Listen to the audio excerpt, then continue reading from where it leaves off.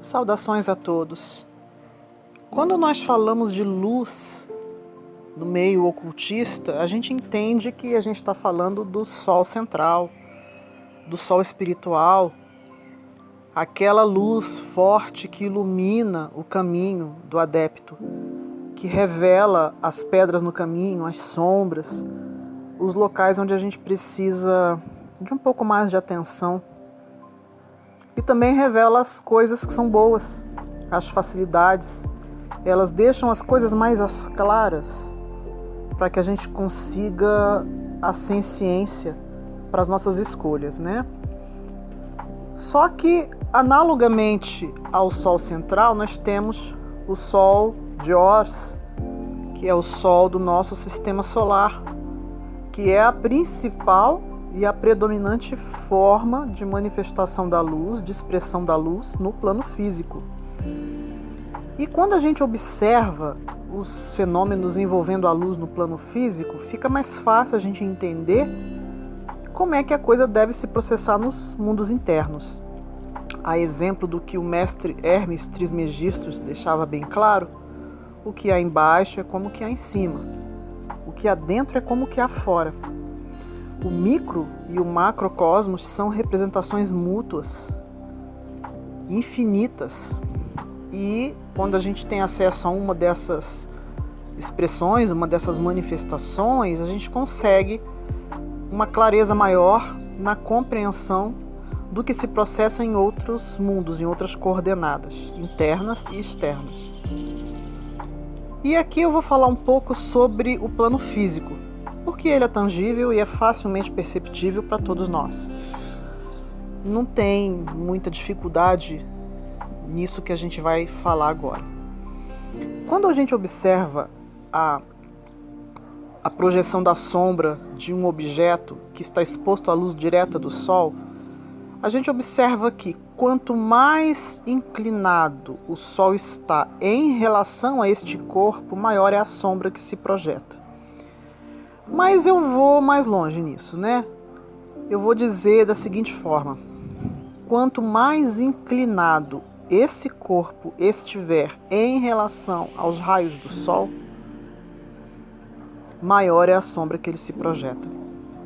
E essa inclinação, ela pode ser comparada com a ausência do alinhamento aos raios do Sol. Ora, se o Sol está a pino, ou ao meio-dia no céu, a gente não produz sombra, né? Principalmente nas regiões próximas ao Equador, no planeta Terra.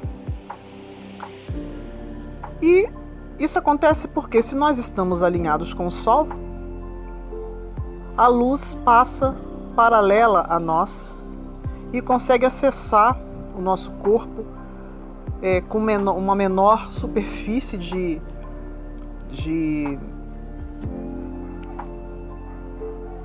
contato, a nossa cabeça em relação às incidências laterais ou transversais da luz no nosso corpo.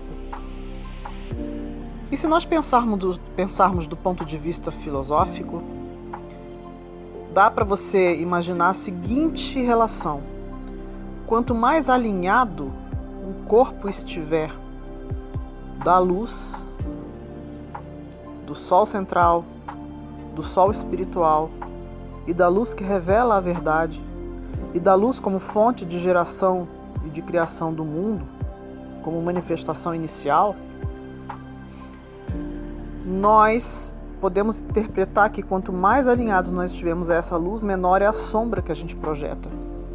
Mas de que sombra eu estou falando? Eu estou falando daqueles defeitos que nós temos, dos nossos comportamentos, pensamentos, dos nossos anseios reprováveis.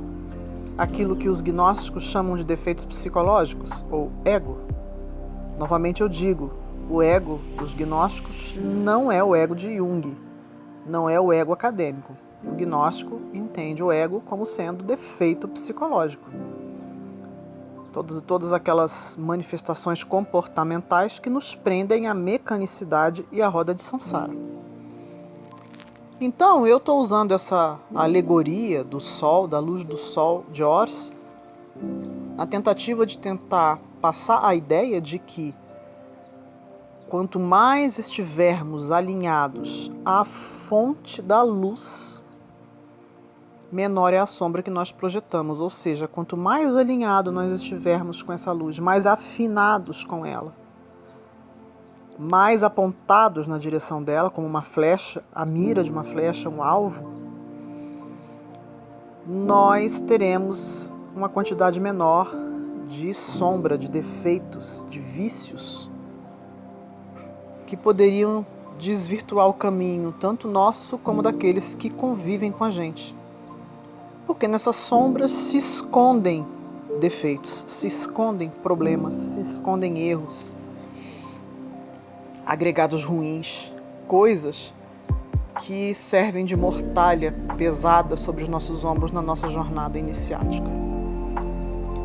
Ao mesmo tempo, aquele que não se alinha com a luz do sol, com a luz, aquele que não se alinha à fonte, ele vai projetar uma sombra muito maior.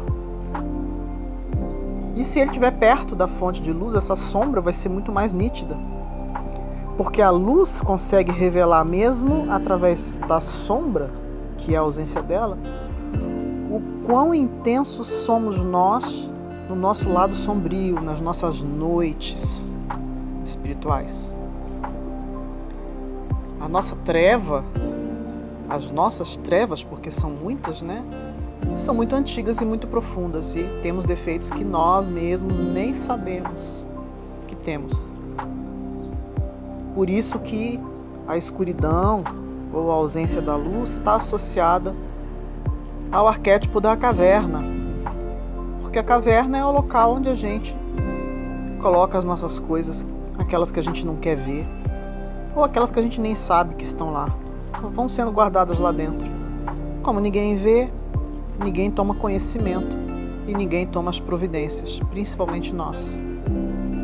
Então, fráteres, a ideia dessa analogia com o sol é um lembrete simples, modesto, de que não produzir sombras é uma consequência do perfeito alinhamento com o raio de luz que vem do sol de Horus aqui no plano físico e do sol central a nível espiritual. Estejamos então nós o mais alinhados possível com a luz. E nós poderemos saber se estamos realmente alinhados com a luz, se não pela observação da luz, pelo menos pela constatação da existência ou não da sombra, ou do tamanho e da intensidade com que esta sombra se projeta de nós. É uma situação que nos permite a anamnese sobre nós, sobre quem nós somos, um diagnóstico sobre como nós estamos em nossa senda. Ora, se essa sombra se altera durante o passar do dia, também se altera durante o passar daquilo que nós entendemos como tempo na nossa senda espiritual. Se isso para você faz sentido, compartilhe e curta a nossa escola, nosso site nas redes sociais, Escola de Magos de Porto Alegre. Eu sou Endora, sejam bem-vindos. Paz Inverencial.